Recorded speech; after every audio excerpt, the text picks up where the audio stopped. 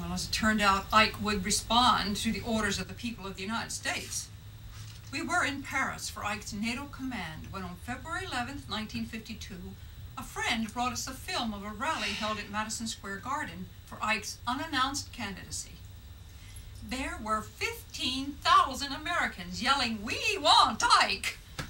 Our friend had a drink in her hand. She raised it and toasted Ike with the words, "To the President." Ike just burst into tears. It had been my brother Milton who had really got me rethinking my position. But that film touched Mamie and me. It brought home for the first time something of the depth of the longing in America for a change, and I can't tell you what an emotional upset it was to realize that I was a symbol of that longing and hope. But Mrs. Ike, what do you think? Ike, honey, it's your decision. My job will be the same as it always has been, to take care of you and our home. Well, Ike won the Republican nomination. But actually, the years that Ike was head of NATO were, in a sense, the best preparation for what was to come. I had to run a huge household and entertain dignitaries, and Ike became familiar with the leaders of Europe. So here we were entering this new world of politics and campaigning. And you know, I found it to be quite exhilarating.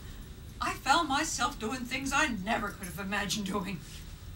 Borrowing from Harry Truman, Ike and I embarked on a train campaign on which Ike gave 8 major speeches and 77 whistle-stop talks.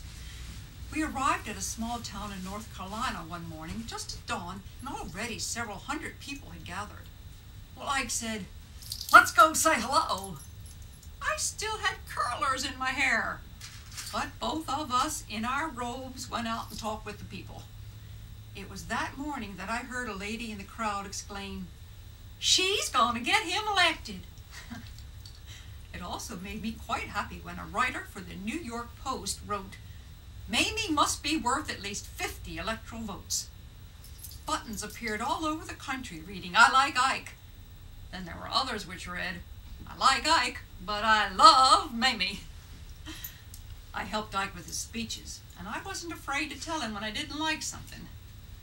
I was so proud of him. As the crowds grew bigger, I became even more proud.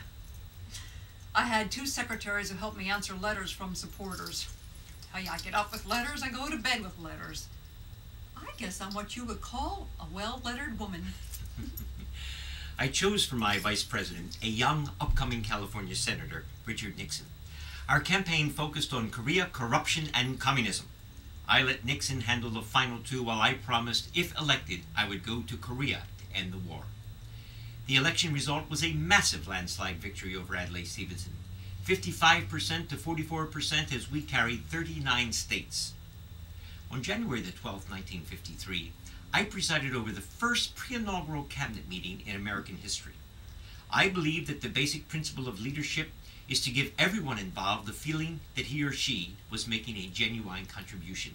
And I wanted their input from the very beginning, even in the drafting of my inaugural address.